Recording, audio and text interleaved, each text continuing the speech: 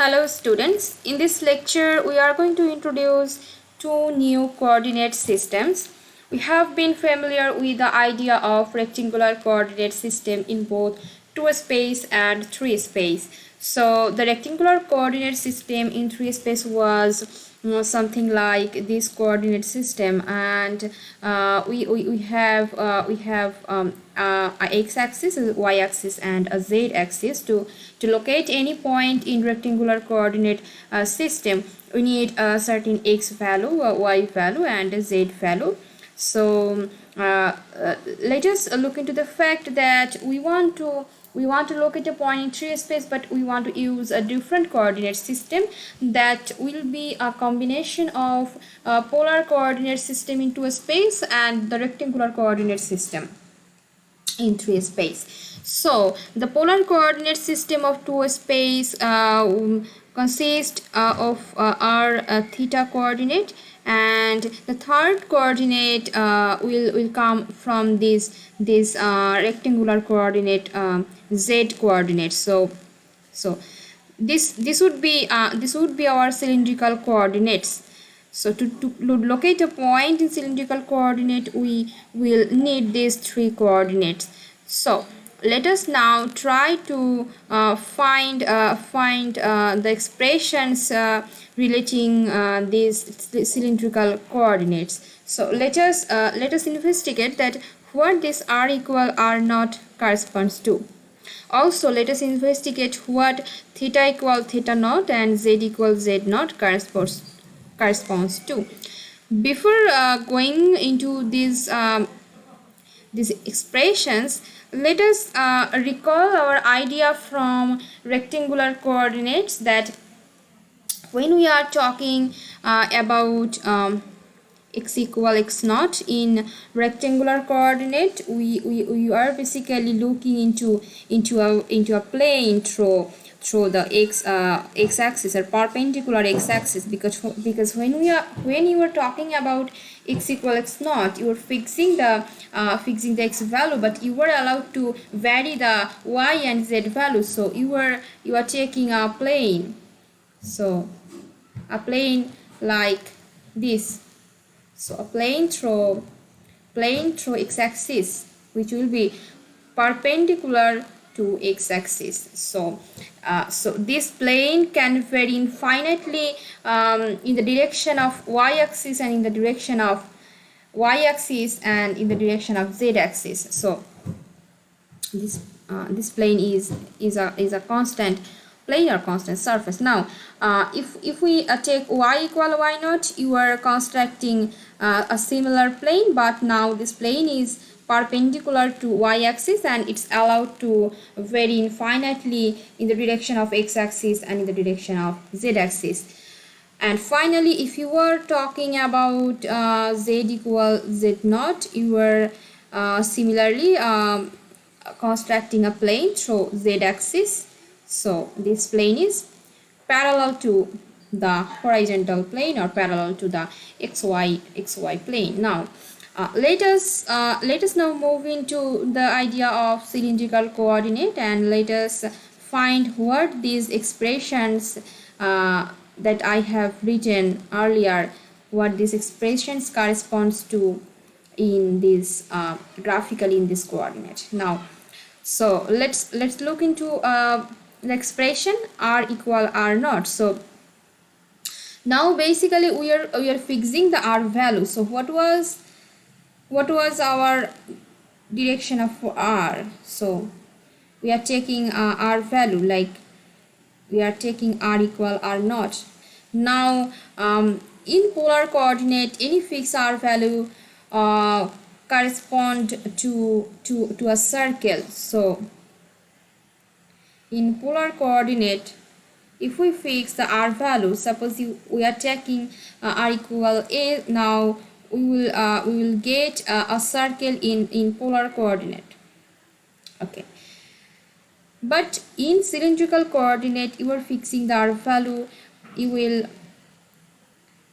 get a circular surface, but now you are allowed to vary both the theta and both the z values. So if you are varying the theta value, you are basically constructing a circular surface, and if you are varying the z value, you are basically moving upward and moving downward. So moving upward and moving downward will give you a cylindrical surface. So you are constructing a cylinder, a right angular cylinder in cylindrical coordinate system. Okay, now let us talk about this expression theta equal theta naught, what this expression corresponds to. So we are now fixing the theta value, and we are now allowed to vary the r value and the z values. Okay, so if we are fixing the r value, so we are fixing the r values now.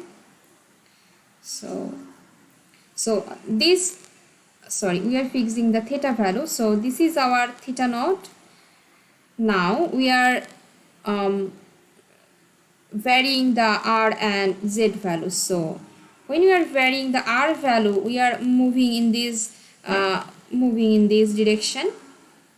Okay, and this is our chosen r direction. We are moving in this direction. We are varying r values infinitely.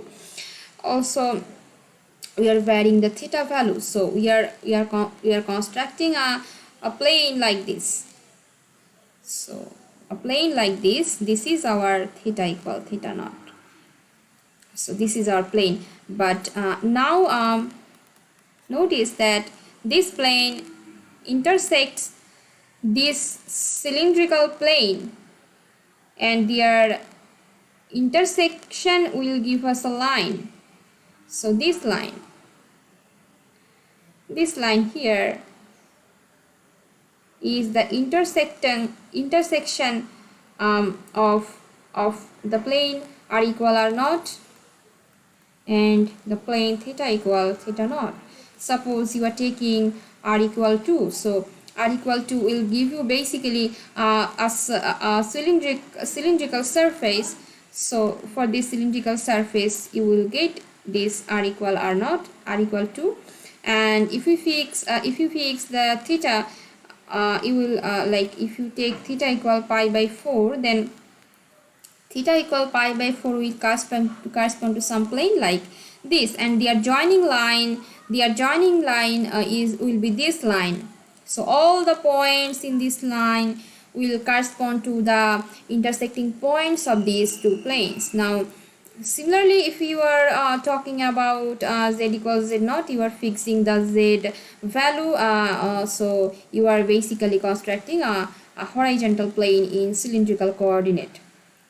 Now we want to look how we can convert these cylindrical coordinate in our previous rectangular coordinate system, so and vice versa. So as the first two coordinates came from polar coordinate system, so the first the conversion for this first two coordinate will be same as before what we have done in polar coordinate system. So our x value will correspond to r cosine of theta, and y value will correspond to r sine of theta, and z will be fixed, or z will be not fixed, z will be as the z values. Okay, so this is the conversion from polar to rectangular. Now rectangular to polar will be r equal x square plus y square, square root of x square plus y square, and tan of theta will be y by x, and z will be z in both cases. Let's now move into spherical coordinate system. So let's try to locate a point in this coordinate system. So the point is P, and we want to locate this point in spherical coordinate system. As you can see that this point has three coordinates, rho, theta, and phi. So basically these two coordinates is similar to the cylindrical coordinate, but the phi is a little bit different. So we will see how we can define this phi coordinate. So let us first talk about rho. So what is this rho? This rho is basically the distance between the origin of our coordinate to the point we are looking into. So this is the point P and this is the distance OP. So this is OP. So we are considering the magnitude of OP and this is rho equals OP. The second coordinate theta is the angle from x-axis to the projection of this point P. So we are projecting this point on xy plane. This is the vertical projection of P on xy plane, and when we projecting the point P on xy plane, we are obtaining another point in xy plane which we can call P prime, and this point on xy plane has the distance from origin r. So this distance is r. So this is now when we are in this xy plane, we can consider it similar to the polar coordinate system. So when we are in this plane, this is our r, and so the OP prime, so the line OP prime has made an angle theta to the line OX, or to x-axis. So this is the angle theta, and the range of theta is 0 to twice pi, because we are varying we're varying over the full plane. So 0 to twice pi is our range. Now the last coordinate phi. So this coordinate is the angle between this line OP to the z-axis. So this is the phi. So what is the range of phi? How can we define the range of phi? So the range of phi is starts from this. When you are lying on z-axis, you are making an angle 0 with this z-axis. So when you are moving from z-axis towards the xy plane, you are increasing your angle from 0 to pi by 2. So when you are lying on the xy plane, you are making an angle pi by 2 with your z-axis, and when you are moving from xy plane towards the negative z-axis, which we can imagine in this direction. So this is the negative z-axis. When you are moving from xy plane to the negative z-axis, you are making an angle pi by 2 towards pi. So the range of phi is 0 to pi. Okay, the range of rho is starts from 0 to infinity. So this is basically our spherical coordinate. So let's summarize the whole thing. So we are locating a point in spherical coordinate. The position is of the point is somewhere in this point. So we are taking the vertical projection of this point to xy plane. So this is our projecting.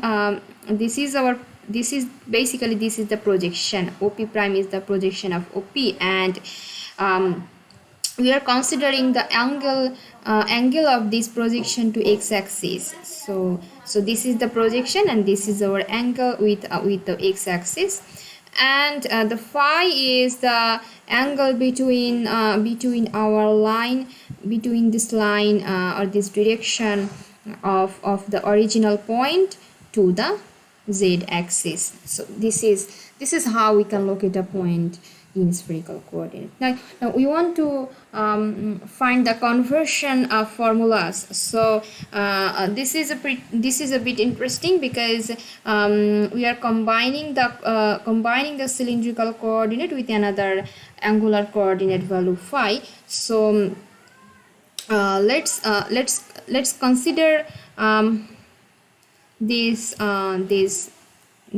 projection. So let's consider this projection, and as we are projecting vertically, so here this angle is phi, and the remaining angle, so this is the remaining angle, this is just pi by 2 minus phi. So this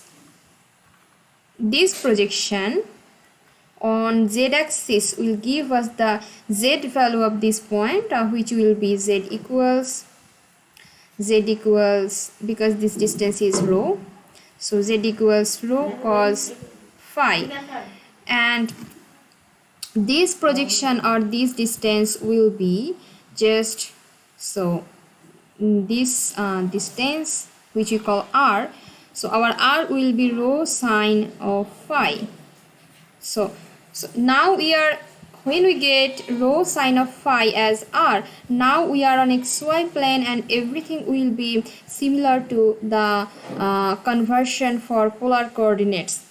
So our x will be r cosine of theta, and y will be r sine of theta, and what was this r? This r was rho sine of phi, so we will get rho sine of phi cosine of theta. This is the final relation of rectangular coordinate to spherical coordinate, and for y we will get rho sine of phi sine of theta, and for z we will get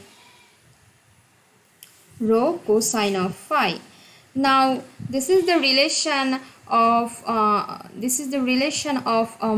spherical coordinate to rectangular coordinate. We are transforming spherical coordinate to rectangular coordinate. Now we want to do the opposite, and we want to transform the rectangular coordinate to spherical coordinate. So to go to rectangular to spherical coordinate, we need to write it down like so. What is this rho square? This rho square is just r square plus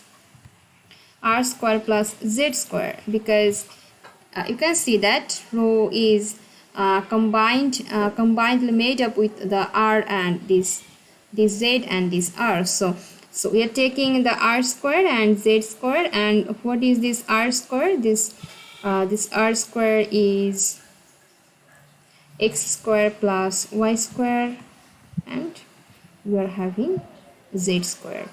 So rho is basically the combination of x, y and z, and the tan of theta will be similarly x y by x. So this is the angle theta. This is the conversion for the angle theta, and for cos of phi we will get z divided by rho. So z divided by square root of x square plus y square plus z square. So these are all the conversion rules that one can use to solve problems regarding spherical coordinate, regarding the transformation of a spherical coordinate and vice versa.